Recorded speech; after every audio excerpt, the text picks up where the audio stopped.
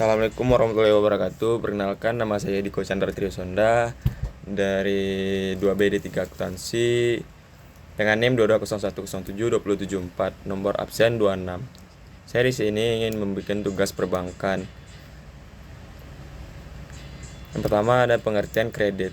Kredit adalah pemberian penggunaan suatu uang atau berupa barang kepada orang lain di waktu yang tertentu dengan jaminan atau tidak dengan jaminan, dengan pemberian jasa atau bunga tanpa bunga.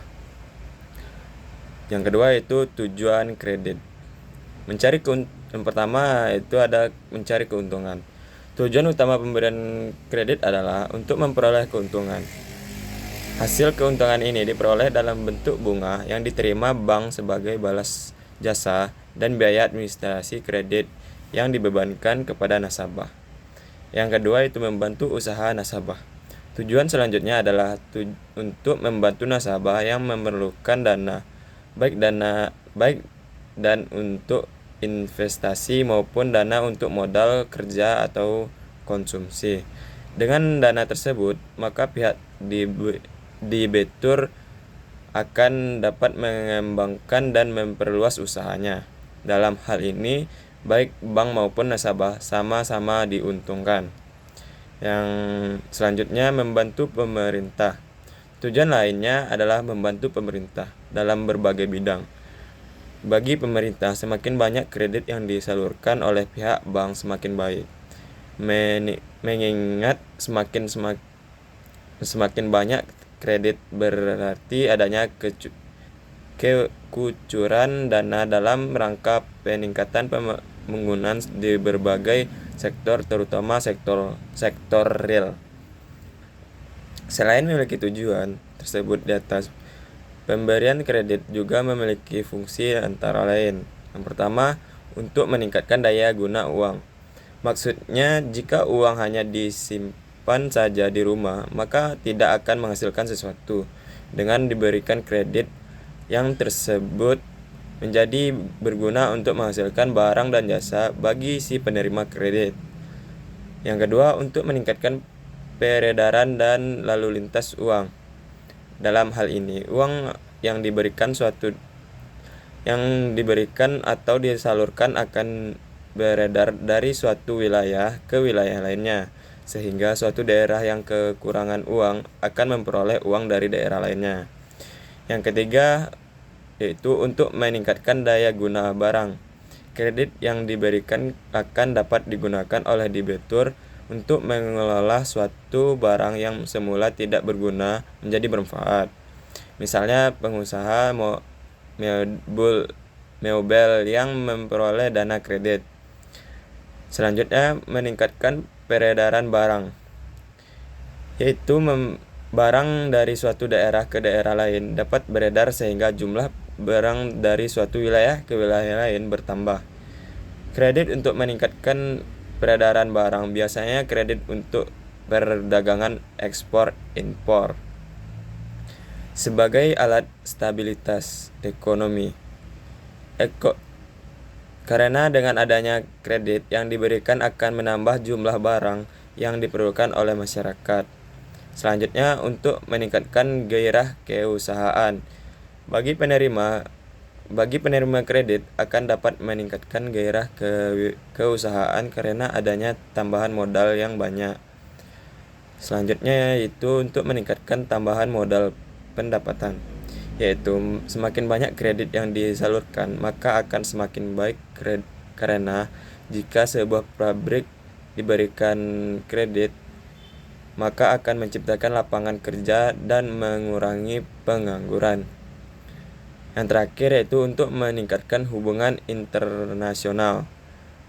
Pemberian kredit oleh negara lain akan meningkatkan kerjasama di bidang lainnya sehingga dapat pula menciptakan perdamaian dunia.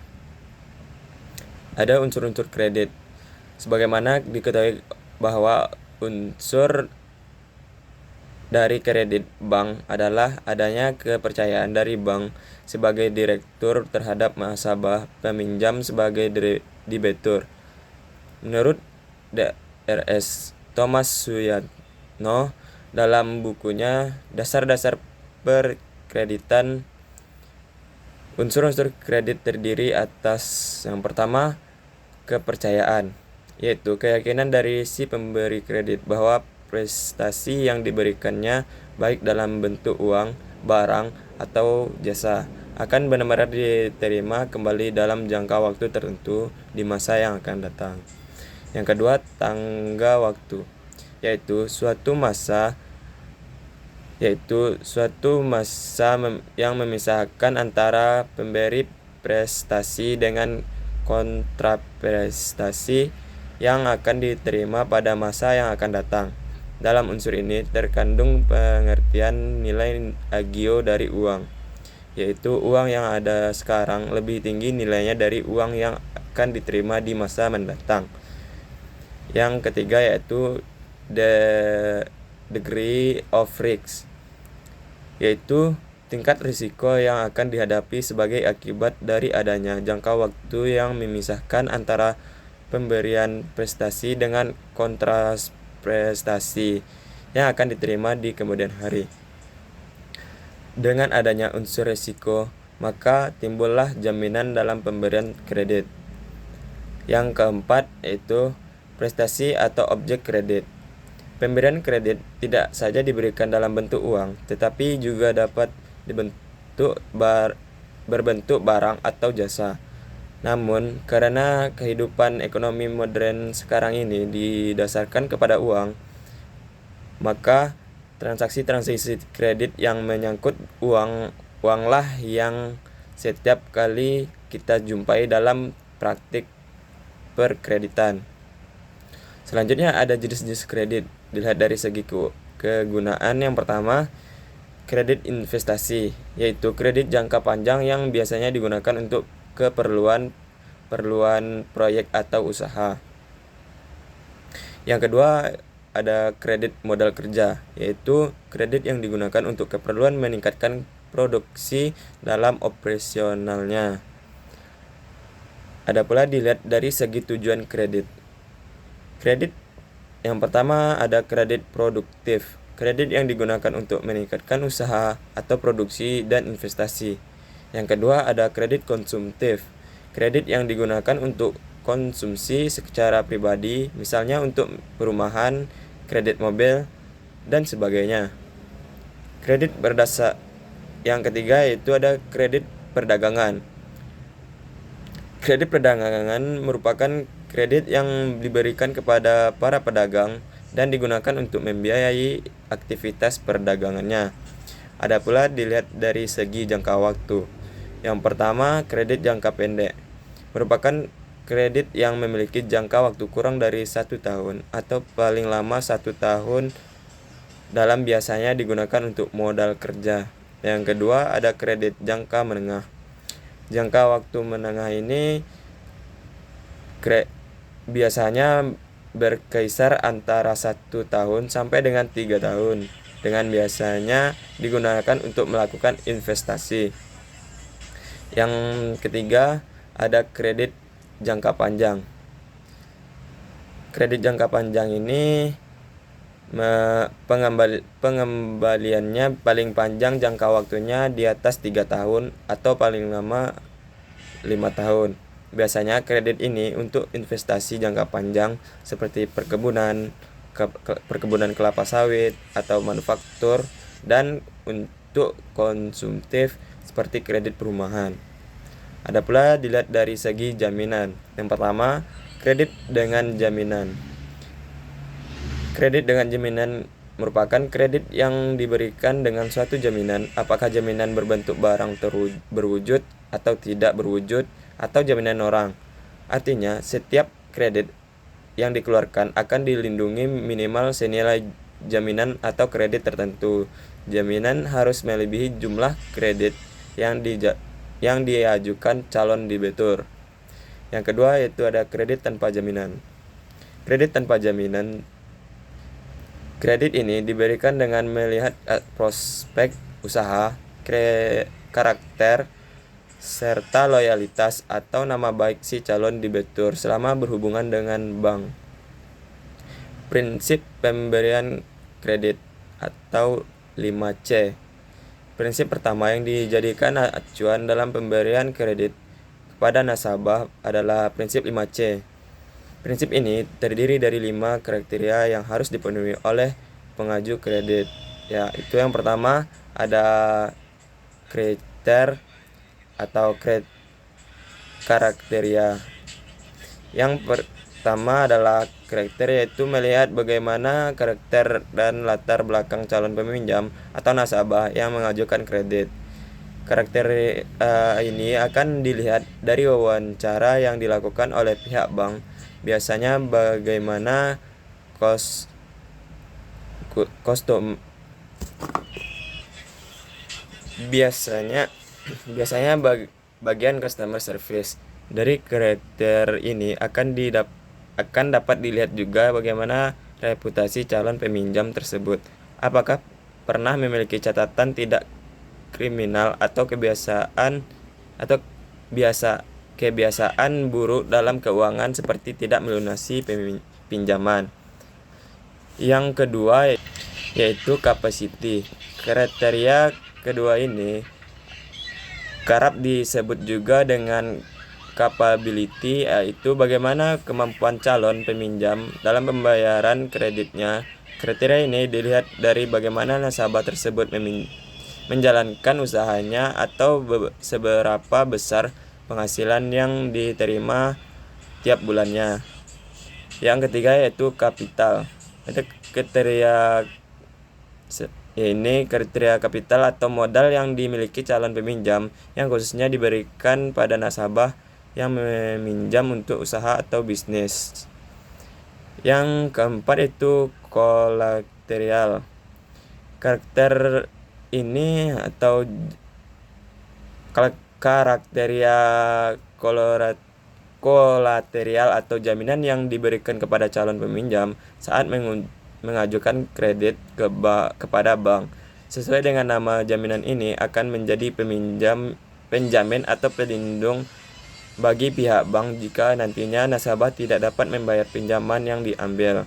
Oleh karena itu, idealnya besaran jaminan yang bersifat fisik ataupun non-fisik lebih besar jumlahnya lebih besar dari kredit yang diberikan. Yang kelima atau yang terakhir yaitu condition. Karakter dari prinsip 5C yang terakhir adalah condition, yaitu kondisi perekonomian baik yang bersifat general atau khusus pada bidang usaha yang dijalankan nasabah.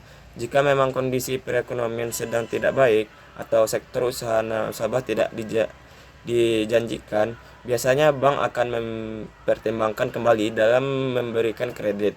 Hal ini terkait kembali dengan bagaimana kemampuan nasabah dalam membayar pinjaman nantinya, yang tentu terpengaruhi atas kondisi ekonomi. Ada pula prinsip pemberian kredit. Selain prinsip 5C, prinsip lainnya yang digunakan oleh lembaga keuangan dalam memberikan kredit adalah prinsip 7P. Dalam prinsip ini terdapat 7 kriteria yang harus dipenuhi. Kriteria pertama adalah personality, yaitu kepribadian dari calon peminjam yang mengaju kreditnya. Kriteria ini hampir sama dengan kriteria syarat dari prinsip 5C yang telah dijelaskan tadi, di mana melihat bagaimana keseluruhan kepribadian nasabah mencakup sikap dan perilaku sehari-hari. Yang kedua dalam prinsip 7P adalah party, di mana calon peminjam dimasukkan ke dalam berbagai golongan yang terkait dengan kondisi keuangannya. Biasanya pihak bank mengklasifikasi nasabah berdasarkan modal yang dimiliki, kepribadian, loyalitas, dan lain sebagainya. Dengan adanya perbedaan klasifikasi dan golongan ini, akan ada perbedaan pula dalam pemberian fasilitas kredit nantinya. Kriteria yang ketiga adalah purpose atau yaitu apa tujuan dari calon peminjam dalam mengajukan kreditnya pada lembaga keuangan. Pihak bank perlu mengetahui untuk apa dana tersebut akan digunakan, misalnya untuk modal usaha, investasi, biaya pendidikan, atau justru kegiatan konsumtif. Hal ini juga akan menyesuaikan dengan fokus dari bank atau lembaga keuangan tersebut. Misalnya, jika bank tersebut berfokus pada pengelola modal, maka akan tepat bagi nasabah yang mengajukan kredit untuk usaha. Kriteria keempat dari prinsip 7P ini adalah prospek, yaitu bagaimana prospek dari usaha yang dijalankan oleh calon peminjam. Tentu saja prinsip ini berlaku khusus bagi nasabah yang mengajukan pinjaman untuk modal usaha atau bisnis yang dikelola nantinya. Dengan mengetahui apakah usaha dan bisnis tersebut memiliki prospek ke depan yang bagus atau tidak, maka bank pun dapat memprediksi bagaimana perkiraan kemampuan bayar dari nasabah. Masih berkaitan dengan kriteria sebelumnya, kriteria yang kelima ini juga bertujuan mengukur kegiatan kemampuan bayar dari calon peminjam. Itu prinsip payment. Dilihat dari sumber pendapat nasabah, kelancaran usaha yang dijalankan hingga prospek dari usaha tersebut. Dengan begitu, pihak bank atau lembaga keuangan dapat menilai apakah nasabah tersebut memang dapat membayar kreditnya atau tidak. Kriteria keenam adalah profitability, di mana pihak bank melihat bagaimana kemampuan calon peminjam dalam menghasilkan keuangan atau laba. Sama seperti beberapa kriteria sebelumnya, kriteria ini lebih dikhususkan pada nasabah yang meminjam untuk keperluan usahanya. Semakin tinggi tingkat profitability dari calon peminjam, maka akan semakin tinggi pula kemungkinan kredit yang diajukan dapat disetujui bank. Tidak jauh berbeda dengan kriteria kolateral pada prinsip 5C. Kriteria protection ini juga mengacu pada jaminan yang dapat diberikan oleh calon peminjam. Selain jaminan berupa barang seperti aset rumah atau perusahaan, protection ini juga dapat berupa jaminan asuransi yang dimiliki oleh nasabah. Ada pula aspek-aspek dalam penilaian kredit. Aspek yang pertama adalah aspek hukum. Penilaian terhadap keaslian dan keabsahan dokumen yang diajukan oleh permohonan kredit. Yang kedua, aspek pasar dan pemasaran. Penilaian terhadap prospek usaha yang akan dijalankan oleh permohonan kredit untuk masa sekarang dan masa yang akan datang. Yang ketiga, aspek keuangan. Penilaian terhadap aspek keuangan perusahaan yang dilihat dari laporan keuangan yang termuat dalam neraca laporan laba rugi yang dilampirkan dalam aplikasi kredit. Aspek manajemen. Penilaian pengalaman dari perusahaan yang memohon kredit dalam mengelola kegiatan usahanya, termasuk sumber daya manusia yang mendukung kegiatan usaha tersebut. Yang kelima, selanjutnya ada aspek sosial ekonomi. Penilaian terhadap dampak dari kegiatan usaha yang dijalankan oleh perusahaan yang memohon kredit, khususnya bagi masyarakat, baik secara ekonomis maupun sosial. Selanjutnya ada aspek teknis atau operasional. Penilaian terhadap teknis atau operasional dari perusahaan yang mengajukan aplikasi kredit, misalnya mengenai lokasi tempat usaha, kondisi gedung, beserta sarana dan prasarana pendukung lainnya. Yang terakhir ada aspek AMDAL. Penilaian terhadap AMDAL sangat penting karena merupakan salah satu persyaratan pokok untuk dapat beroperasinya suatu perusahaan. Oleh karena itu, kegiatan usaha yang dijalankan oleh suatu perusahaan pasti mempunyai dampak terhadap lingkungan baik darat, air, dan udara. Selanjutnya ada prosedur pemberian kredit. Yang pertama ada pengajuan permohonan atau aplikasi kredit. Bahwa untuk memperoleh kredit dari bank, maka tahap pertama yang dilakukan adalah mengajukan permohonan aplikasi kredit kepada bank yang bersangkutan. Sekurang-kurangnya memuat hal sebagai berikut. Yang pertama, profil perusahaan beserta pengurusnya. Yang kedua, tujuan dan manfaat kredit. Yang ketiga, besarnya kredit dan jangka waktu pelunasan kredit. Yang keempat, cara pengembalian kredit. Yang kelima, agunan dan jaminan kredit.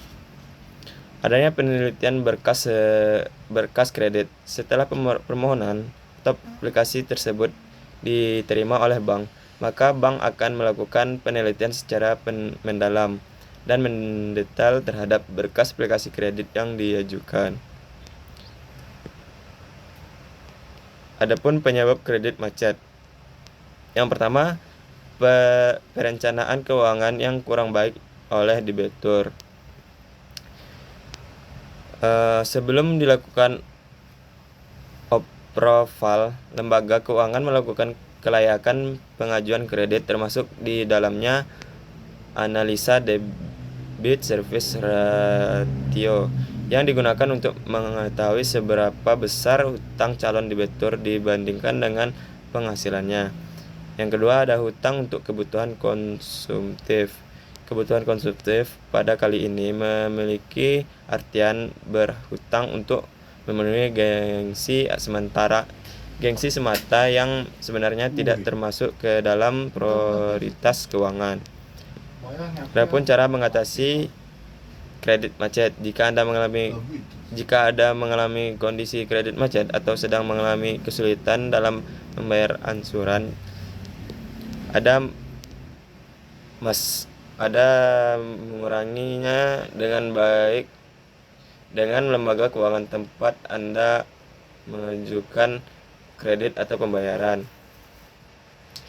Penjadwalan kembali atau rescheduling.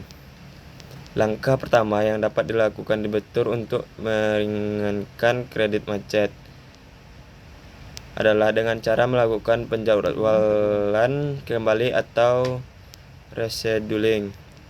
Penjadwalan kembali atau rescheduling adalah kondisi di mana kreditur memberikan perpanjangan tenor kepada debitur.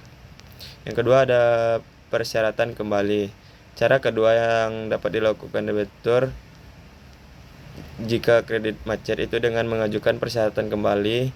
Persyaratan kembali ini adalah kondisi di mana kreditur dapat merubah jadwal pembayaran, jangka waktu, serta persyaratan lainnya dengan syarat tidak merubah maksimum plafon kredit. Yang ketiga, ada penataan kembali. Cara penataan kembali ini adalah cara terakhir, yaitu kreditur dapat memberikan relaksi kredit dengan cara mengubah tunggakan menjadi pokok kredit baru hingga penjadwalan dan persyaratan kembali. Selain itu, kreditur juga dapat menurunkan suku bunga yang dibebankan kepada debitur. Sekian dari saya. Assalamualaikum warahmatullahi wabarakatuh.